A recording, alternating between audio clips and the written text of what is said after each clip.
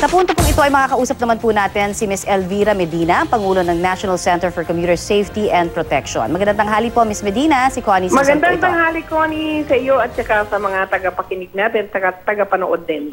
Unang-una, ano ho ang reaksyon ninyo dito ho sa pagpapatupad ngayong araw ng Anti-Distracted Driving Law? Alam mo, actually, huling-huli na ang Pilipinas sa pagpapatupad yan.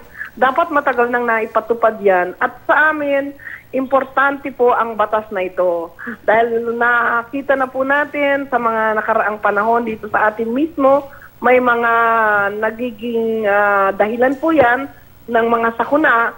At kamakailan lang, mga 2 linggo lang nakakaraan, ang isa sa mga pedestrian o naglalakad sa tabi ng ating train system ay nasagasaan dahil gumagamit siya ng cellphone habang naglalakad. So marami pong kailangan dito po sa pagpapatupad po nito, hindi lang po natin asahan ang ating mga law enforcer. Ipakita po natin yung ating pagpapahalaga sa buhay, hindi lang para sa ating sarili, kundi yung pagpapahalaga din natin at pagmamalasakit sa kapwa natin na commuters o pedestrian. Dahil yan pong batas ay hindi lamang sa motorista, kundi kahit po sa mga pedestrians at commuters na gumagamit ng daan, na kapag ikaw ay lumalakad, ay huwag ka nang gumamit ng cellphone or ng gadget dahil yan po ay nakakaistorbo din sa'yo. At marami po yan nagiging pain pa po yan ng mga krimen. Marami pong nahuhold up, nai-snatch dahil gumagamit din ng cellphone sa daan. Isang part po ng ng batas na hindi masyadong na-emphasize. So ang po namin is makipagtulungan tayo. Paano natin gagawin? Kunan mo na muna kung ikaw ay nakasakay sa isang bus o sa isang jeep.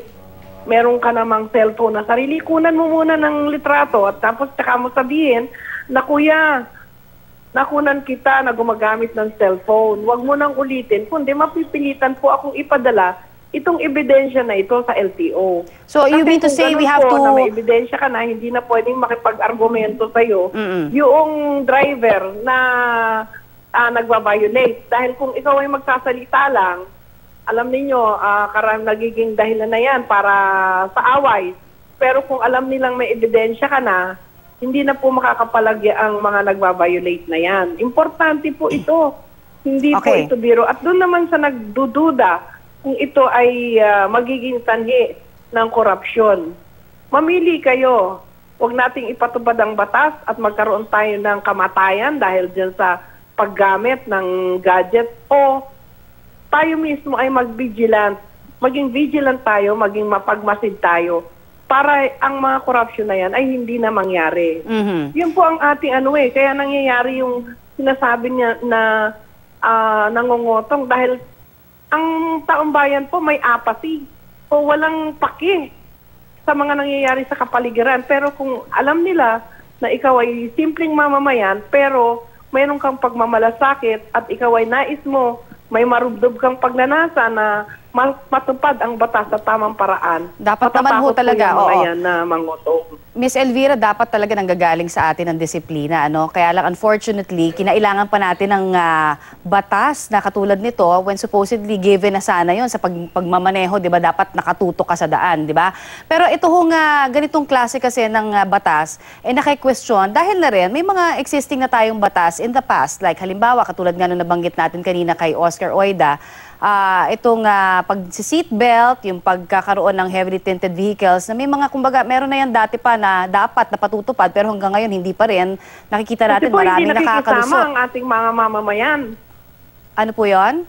Hindi marunong makisama ang ating mga mamamayan. Dahil kung yan po ay nakikita nila, kumuha sila ng ebidensya at isumbong, matitigil po yan. Kasi sa ibang bansa po, natigil po ako ng ilang panahon din sa ibang bansa, mismong mga private citizens ang nagsusumbong, silang nagpapadala ng ebidensya. Kaya yan po ay natitigil. Pag alam po noong mga violators that the citizenry is vigilant, takot po sila. Pero Natatakot pag-usapan silang po gumawa. natin, ma'am, bukod syempre doon sa mga mamamayan, yung talagang mandato na doon sa panghuhuli na ito, syempre sa MMDA, sa mga kinatawan po ng LTO, sila mismo ang nagsabi, no, this is going to be very challenging for them na ipatupad. Yes. Ano ho ang That's tingin true. ninyong magiging palagang balakid sa pagpapatupad nito? Number one, yung heavily tinted cars, hindi mo makikita, di ba? Yes. Pangalawa, yung, alam mo ba kung ano ang symptoms na yung kotse o truck or motor vehicle na nasa harap mo ay nagtetect? Number one, hindi kagad nakakaarangkada. Mm. Number two, mabagal sa daan. Yan po ay mga symptoms na dapat nating tignan. Kaya kung ikaw ay may nakasakay sa isang public vehicle na nakita mo na nag-slow down niya, natural ho, karamihan niya nag-overtake yung mga sasakyan, di ba? Mm. So, kunan mo ng litrato. Alright. Tayo mismo ang magpadala. Tayo Okay. mismo ang magtumbong. Doon naman po sa issue po ng pagbabawal naman sa mga bata na iangkas po doon sa mga motorsiklo. Ano ho naman ang inyong reaksyon dyan? Naku, matagal na pong dapat ginawa yan sa kasi yun sa motorcycle po talaga namang nakita natin 60% of the total road crash in the country is caused by motorcycle. Mm. At lalo na yung sa mga bata na inaangkas po, ay naku talaga hong delikado. Anyway, Napakahirap po ng mga disiplina. Napakahirap po silang disiplinahin. May mga katulad po ngayon, itong araw na ito, sinabi na hindi na pwedeng magsakay ng bata na hindi kayang umapak doon sa flooring ng motorcycle. alright, okay. So, tayo ho kumbaga magiging vigilant na sana, at magsimula nga ang disiplina sa bawat isa po sa atin. Hindi lang natin na iatang ito doon sa, kumbaga, mga ahensya po ng gobyerno na talaga para manghuli.